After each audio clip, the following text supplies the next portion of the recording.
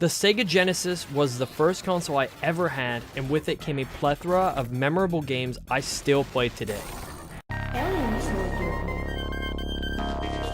Games back in the 90s had a certain charm to them, so I decided to share some of my favorites. The console's library is vast, but here are 5 Sega Genesis games you should play today. Number 5. Chakin, the Forever Man. After years of masterly defeating evil, Chakin claimed he was so good he could beat Death himself. Death quickly appears and challenges Chakin. Chakin won that conflict, but in turn received a curse. He was given the ability to live eternally, for as long as evil existed in the world. As years passed on, Chakin became bored. All he wanted was death. But the only way to earn this sweet release would be to purge the world of all evil. It's amazing to me how little reception this game received. The story was sick, and the design was really innovative for the time. You start out in the astral plane hub world. All of your in-game details shown before you. Each dot represents a level, and every circle a boss for that world. The potions near the edge represent the world element. You can attack omnidirectionally, double jump, and roll. You'll need to master each one. You're given the freedom to choose which of the 4 levels to attempt, and you can even see the boss that you're hunting in the level portal. But certain level orders can make the other ones less difficult. The starting water and air worlds are significantly easier than fire and spider. You're able to stack up on potions as long as you don't beat the level. So you could play the water one, die, and keep collecting all the potions, which will help you out in other levels because the water potions are more defensive. They give you invisibility and an invulnerable shield, or the ability to jump 2 times the normal height. You'll need these in that spider level. After every element's first stage, you'll also get a new item. Each one you get is meant to be used in an opposing element's stage. So getting the axe lets you smash these doors, while the grapple hook can let you swing around various obstacles. It's a tough game. But since Chakin is undying, you have infinite lives. Your main enemy in the game is the hourglass set beside you. You're given only so much time to play through a world's 3 levels. So if you get to the final stage and you're fighting the last boss and you're running out of time, and your sand runs down the glass, you'll have to restart that entire world. Now you do have the ability to turn the glass upside down through alchemy, which is why it's so integral to the game, is having the right potions for the right circumstance. It's important to find the most efficient way to pass each stage to preserve your time. This can be difficult because enemies move at uncontrollable angles, and the level layouts seem to be against you, forcing you to, at times, take a cheap hit off of your health bar. You have to make use of these in-game potions in order to progress at all. Alchemy allows you to augment your swords with fire, ice, air, and earth, all the way to restoring your health. Chakin is worth a playthrough, or at least an attempt. Influences from the game can be seen in titles like Demon Souls. The hub world, choosing which levels to play while ending with a boss fight. That's some cool stuff. Number 4. X-Men 2. Clone Wars. Whoa, wait, what? That's right, there is no intro, no splash screen. You know that formula James Bond movies have, where the movie has an intro filled with action, then it follows an interlude where a song plays? That's referred to as a cold open. This would be really cool if you didn't spawn immediately getting shot in basically 1 second of loading in. What you'll also notice when you first turn on the game is you spawn as a random character. As a kid, I always found this really confusing because you would turn it on and be like Beast and then immediately want to restart the game hoping you get someone cooler like Wolverine or something. So after many reloads of the Sega, you finally get the character you want to start with. Each of these playable characters will have different abilities and speeds. Nightcrawler's teleport is fully invincible, while Psylocke and Wolverine can dash around to evade enemies. This leaves Gambit and Cyclops, who are capable of sniping people before they even get on the screen.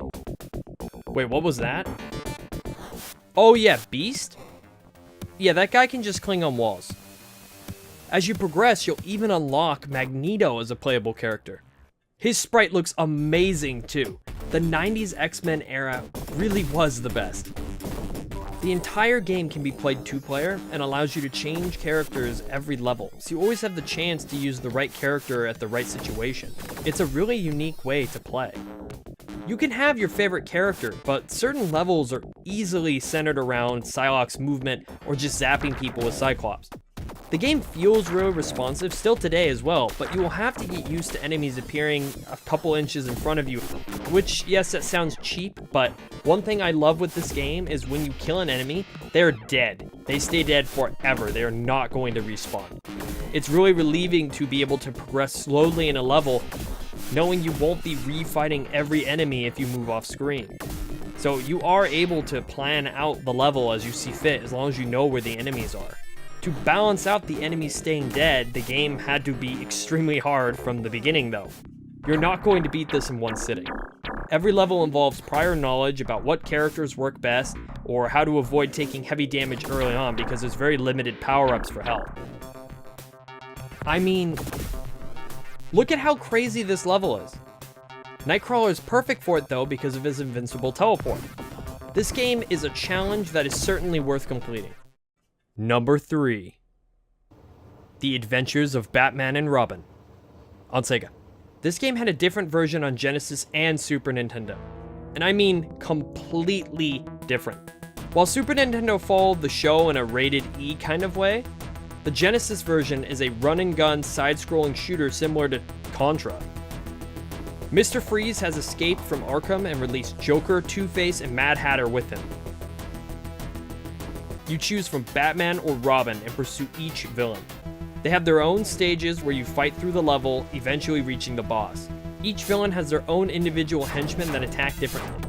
So knowing the patterns of each enemy type is essential. You'll notice quickly though how much is happening on screen at once. The pace of the game is fast and hectic. You have to pay attention to projectiles on screen and constantly be on the move to avoid getting cornered. There's 3 different kind of projectiles you're able to use. Single fire, high damage green, large spread red, or a balance between the two, blue. Or you can just punch everyone. With how crazy difficult the game gets, I highly recommend playing with a friend. Not only do Batman and Robin look fitting on screen together, but that added firepower helps immensely. Hands down, the greatest part of Batman is the amazing music. Composer Jesper Kyd did the game's soundtrack. You may have heard his music in games like Hitman and Assassin's Creed. I understand this probably isn't the Batman game you would imagine as a kid, but that's exactly why the game's so timeless. Having that techno music and just brutally beating down thugs is an instant classic in my book. Number 2. Shinobi 3. Return of the Ninja Master. Being the 3rd iteration of Shinobi, Return of the Ninja took a different approach to the gameplay. While Shinobi 2 highlighted difficulty as its theme, 3 decided to focus on speed instead. This gameplay direction means the game overall is much easier than previous titles, but it allowed the player to truly feel like a ninja. The speed certainly adds a unique feeling to the game, and it's really fun to play because of that. You're able to sprint, dive kick, and running slash. That run slash has full invincibility, so you can use this in really interesting ways as well. It is an easier game for Sega, but you have to be able to perform the double jump effectively to really play the game at its best. That and jumping off the walls can be a little weird for a kid to get used to at the beginning. The game's level design can range anywhere from a cave to military facilities, all the way to mad sciences labs featuring mutated brain beasts. In-game bosses are varied and never really feel the same. You can either try to get their patterns down and fight them with kunai, or if you saved your in-game magic, you can do like 80% of their health with the fire spell.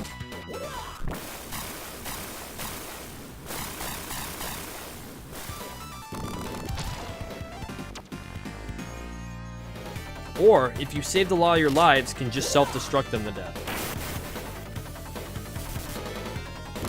Every stage has a few power-ups, noted by the word POW, that augments your power. You'll know you're powered up because your kunai are glowing now. When in your base form, if you get near an enemy, you'll melee slice them with a short-range kunai. But once you're powered up, you'll use your katana instead, so your range is extended out, and it looks really cool.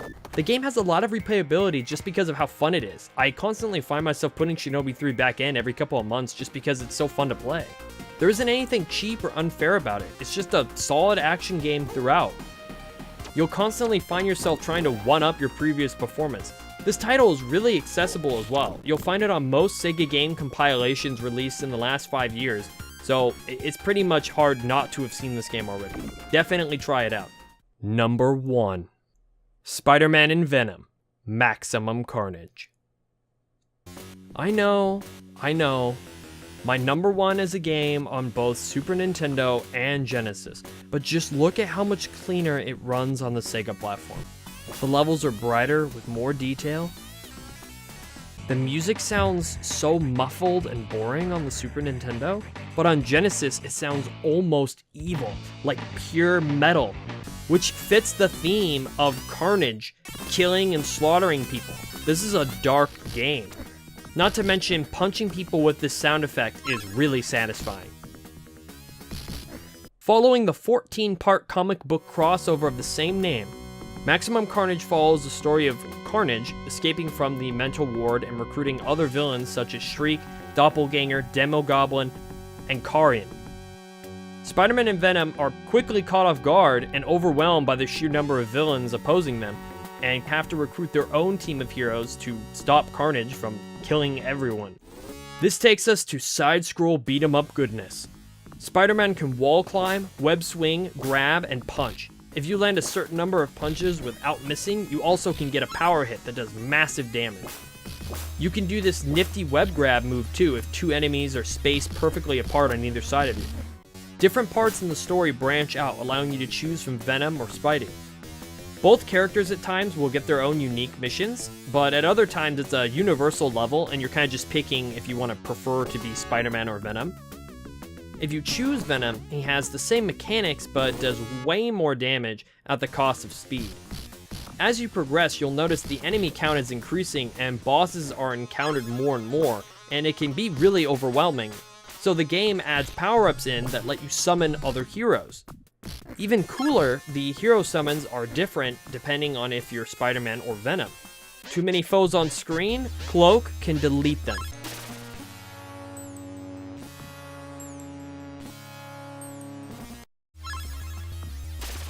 Need a bit of health off that boss? Well, Black Cat will claw some off for you. Maximum Carnage is a timeless classic that has always been one of my favorite Sega games, if not my favorite game ever.